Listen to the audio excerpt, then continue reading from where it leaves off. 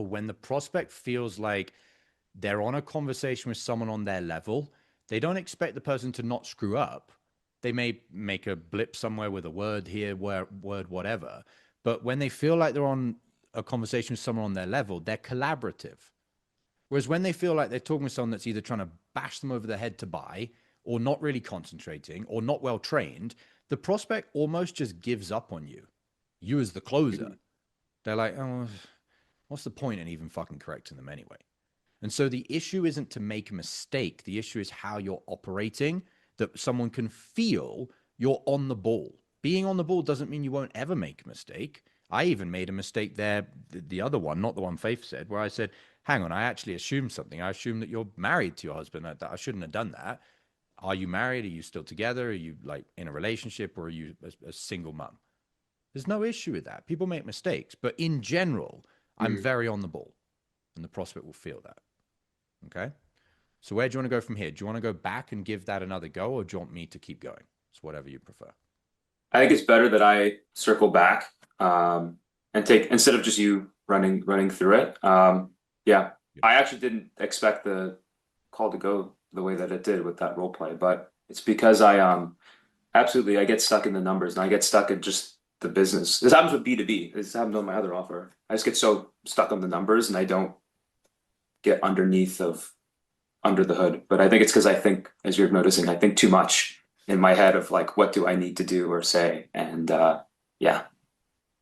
It comes out the way that you're asking the questions as well. Like you just said that you overthink, like your questions take so long to get out.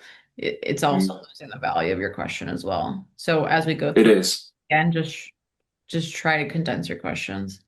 And it can all be solved by fixing your mindset, which you just exposed there, which is like, oh, it's a business call.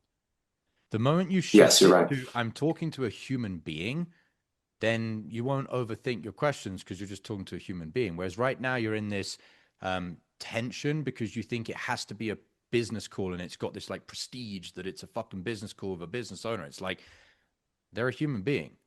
So just talk to a human being.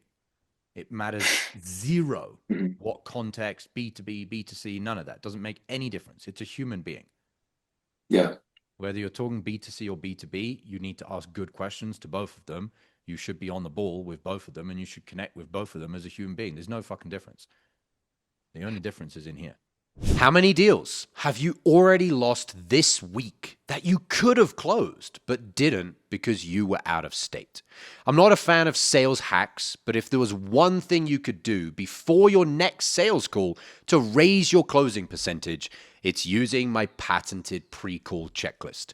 Imagine taking just 60 seconds to read 5 to 7 personalized bullet points on a piece of paper, and as unbelievable as it may sound, puts you into the optimal state to access your highest sales skills on every call. That's the pre-call checklist.